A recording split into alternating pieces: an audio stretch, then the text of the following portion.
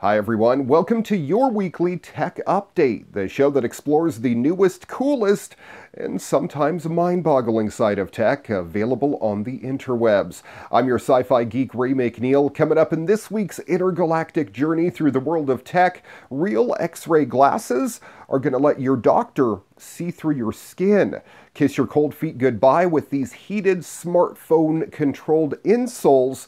And in this week's What The? A teen brags about stealing Porsches on Instagram after making a fairly clean getaway. All that and much more coming up on your weekly tech update next.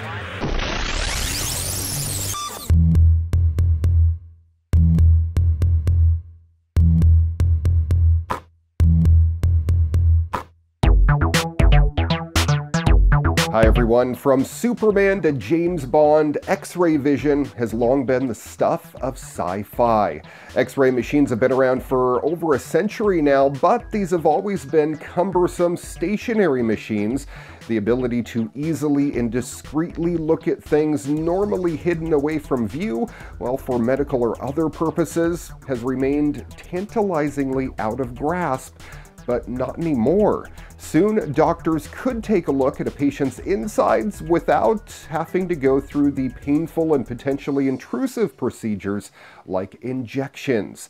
Avena demonstrated a new pair of glasses that does just that. It sees through your skin.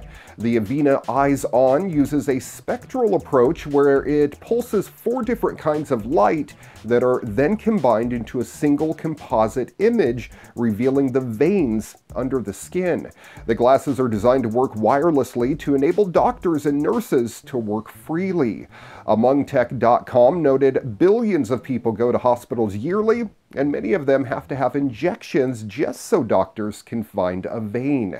With Avena's glasses, the image is shown clearly on a connected tablet that can also show the patient's vital signs. The data is projected into the user's field of vision, much like Google Glass. This lets the image be overlaid onto the patient's body instead of having to switch between looking at the patient and the tablet. In cases of injections, the glasses can check for leakage from an IV as well. This is pretty important for certain drugs, especially during chemotherapy, which can damage the surrounding tissues if the drug escapes the vein. No word on when you'll see this at your local hospital, but I know they were looking for a distributor a few months back, so hopefully fairly soon. Rumors say the list price is going to be about 10 grand. And in this week's robot news, Starship's autonomous delivery robots have found work outside of the US, but they're now ready to come stateside. DoorDash and Postmates have forged an alliance that will have them respectively testing Starship Robots in Redwood City, California, and Washington, D.C. As elsewhere, they'll carry food orders and packages with only the most basic of human oversight. Someone will watch over them in case they run into trouble, but they can largely roll along city sidewalks all by themselves. Both of the new partners aren't expecting robots to become their primary couriers, even if the technology and legal permissions work entirely in their favor. It depends on cultural acceptance of robots, and humans have their own advantages too, such as traveling by car. However, robots might be particularly useful for fulfilling those orders that humans don't like to cover. DoorDash's Stanley Tang tells TechCrunch that robots could deliver small nearby orders that can be annoying for us humans, giving couriers the focus to concentrate on larger and longer distance orders.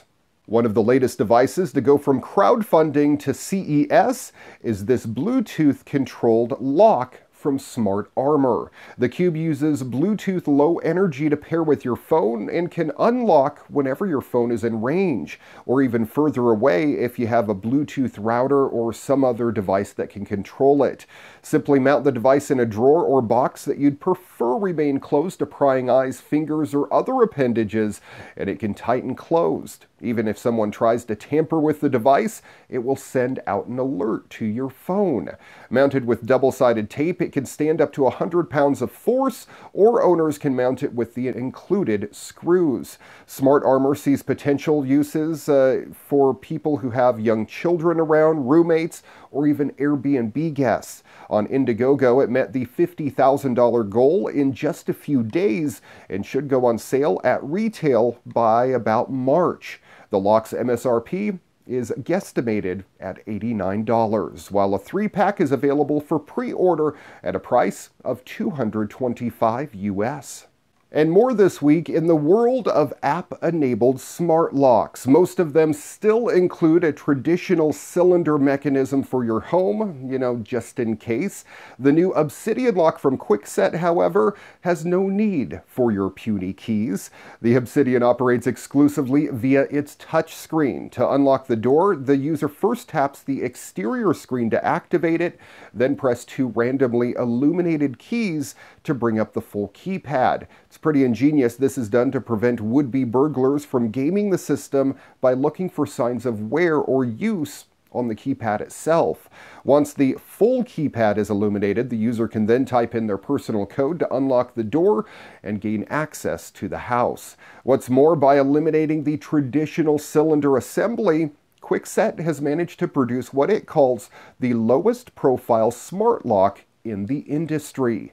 The Obsidian is available as both a standalone or Z-Wave enabled lock. The standalone version will cost you $180 when it goes on sale later this spring. The Z-Wave version will sell for $230.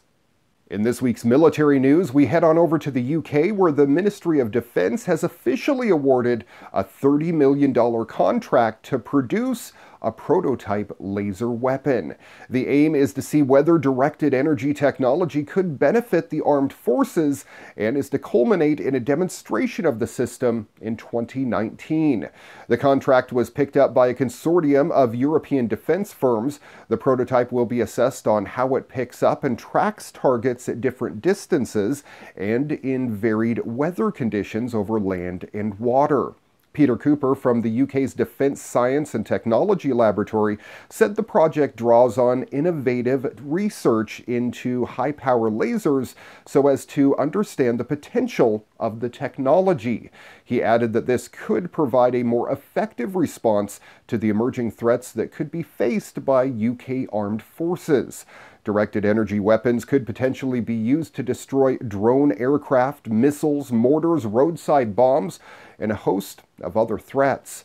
The U.S. military has been experimenting with high-energy lasers for decades now, but until recently, technical hurdles have prevented them from being used on the front line.